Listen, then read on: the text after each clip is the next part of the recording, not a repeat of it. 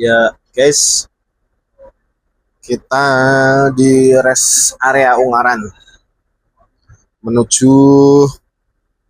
makam Mbah Kyai Haji Dalhar Watugongol.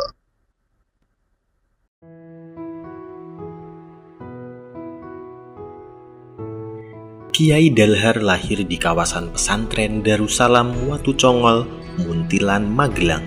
Beliau lahir pada 10 Syawal 1286 Hijriah atau 12 Januari 1870 Masehi. Nasab Kyai Dalhar tersambung pada Trah Raja Mataram Amangkurat III. Ayah Kyai Dalhar bernama Abdurrahman bin Abdurrauf bin Hasan Tuko. Pada waktu perjuangan Perang Jawa, Kyai Abdurrauf membantu Diponegoro berjuang di Tanah Jawa.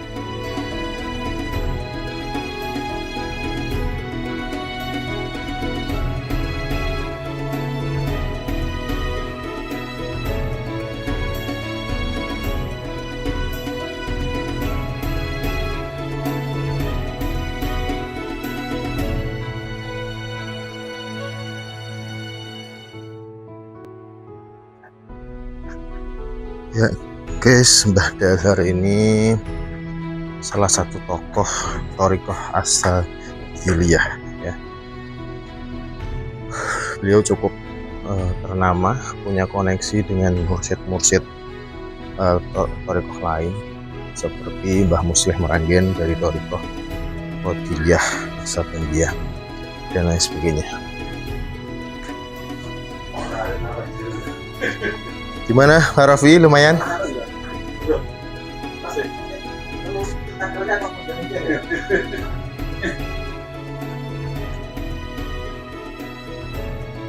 Iki belum ono apa-apa nih karo anu lho ki, Murio lho ki.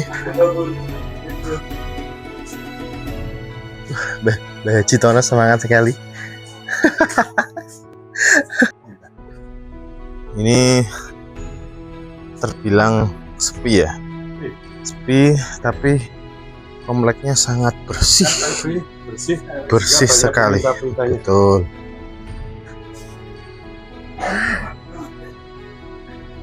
Ya, lingkungannya khas seperti makam-makam yang lain. Kanan kiri UMKM, oleh-oleh.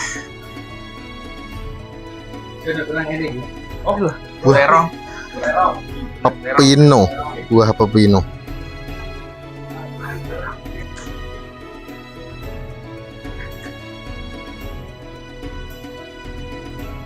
Kyai Dalhar mewarisi semangat dakwah dan perjuangan dari ayah dan kakeknya. Sejak kecil, beliau haus akan ilmu agama dengan mengaji dan belajar di pesantren. Pada umur 13 tahun, Dalhar kecil mulai belajar mondok. Ia mengaji kepada Mbah Kyai Mat Usul di kawasan Bawang, Ngadirejo, Salaman, Magelang. Di pesantren ini, Kyai Dalhar belajar ilmu tauhid selama 2 tahun. Setelah itu melanjutkan mengaji di kawasan Kebumen. Ayahnya menitipkan Kyai Dalhar di pesantren Sumolangu di bawah asuhan Syekh Sayyid Ibrahim bin Muhammad Al-Jilani Al-Hasani atau dikenal sebagai Syekh Abdul Kahfi As-Sani.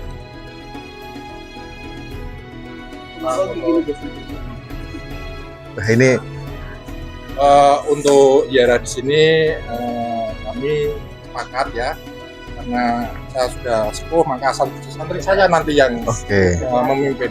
Siap ya. Cuma kalau nyantri tapi ini bagus ya. Ini wajahnya wajah jauh dari surga ini. Ya ini nanti bagian doa, ini mas. Dia sudah mondok selama 10 tahun ini. Mondok di mana mas? Mondok di Padepokan.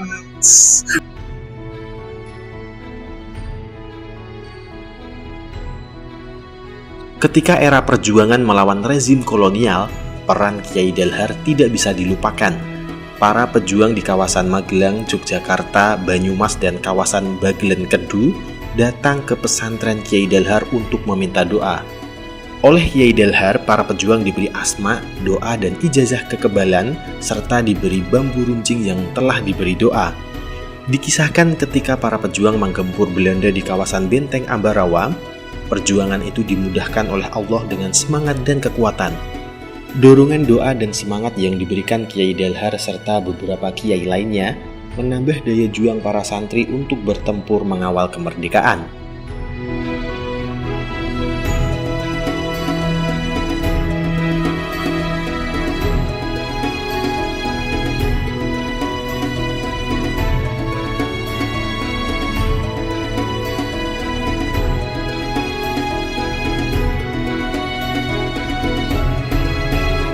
Pertempuran Laskar Santri dan Pemuda melawan tentara sekutu meletus pada 21 November 1945.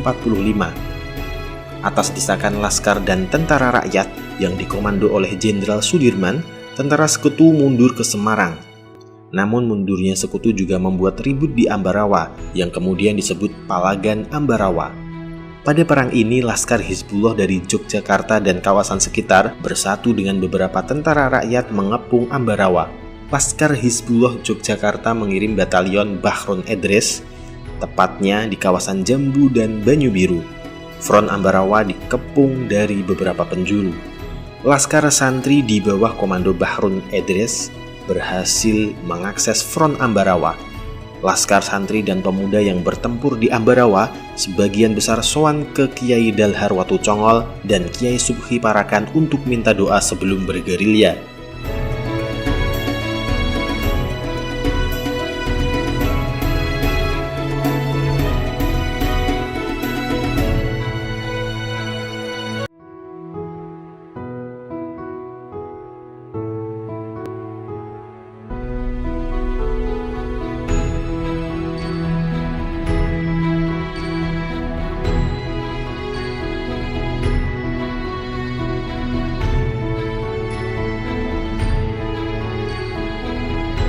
Kiai Dalhar wafat pada 23 Ramadan, bertepatan dengan 8 April 1959 Masehi.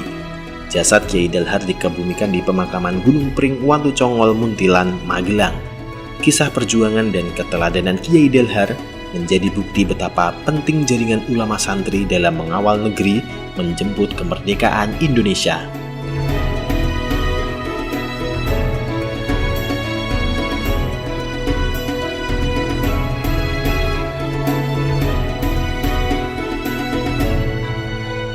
Kita sudah berada di kompleks nih, sudah masuk di area makam Mbah Dalhar.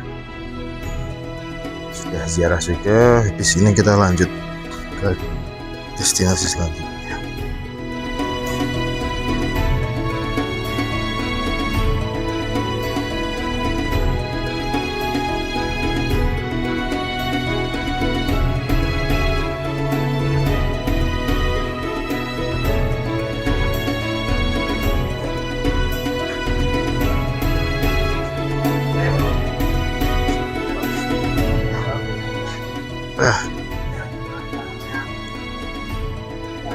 Dapat buah pepino ini, kita coba.